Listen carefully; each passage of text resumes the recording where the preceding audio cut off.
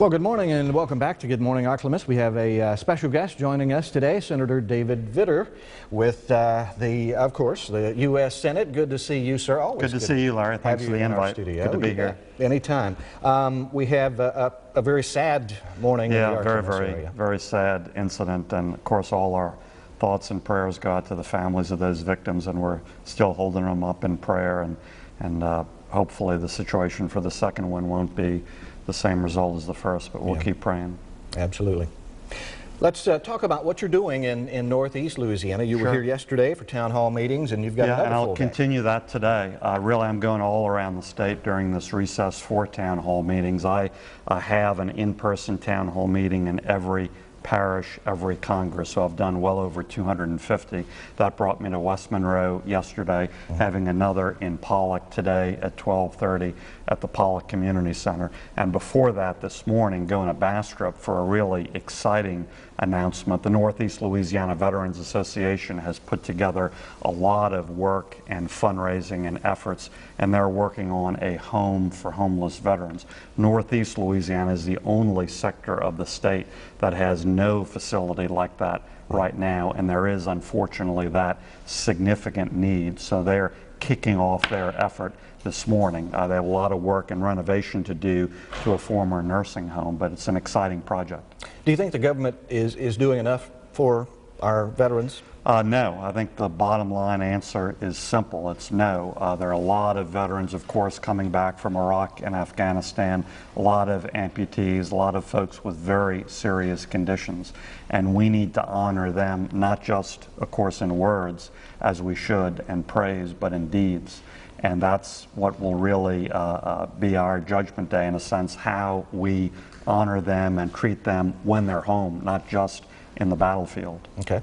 One of the big issues before the country today and naturally before the Congress is Obamacare. Yeah. And I think everyone knows your stand as regards Obamacare. Right. Is there a way that there's a congressional fix that we can work out with that particular situation? Well, I think the real fix is to delay and repeal because this is a train wreck. In fact, one of the leading Democrats in the Senate that I work with, the person in charge of the committee that helped produce Obamacare, said it's a train wreck and we need to fix it.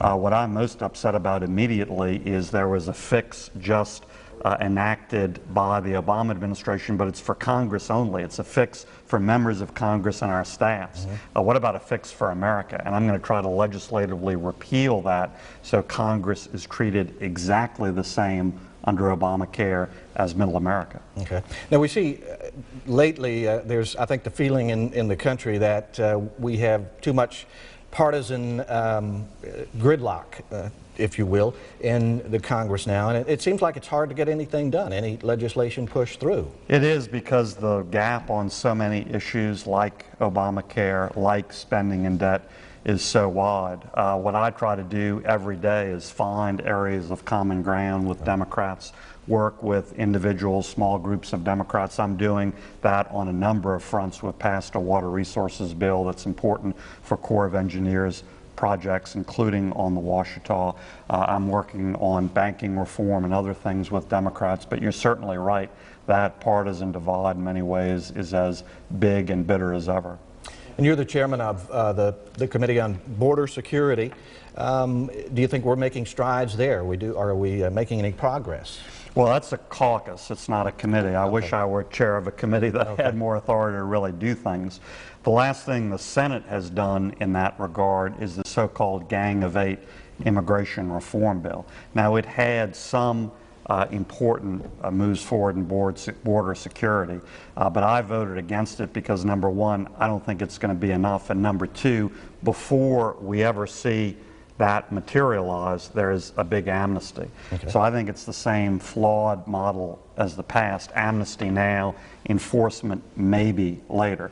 we need to see and feel the enforcement and verify that it's working first. Okay.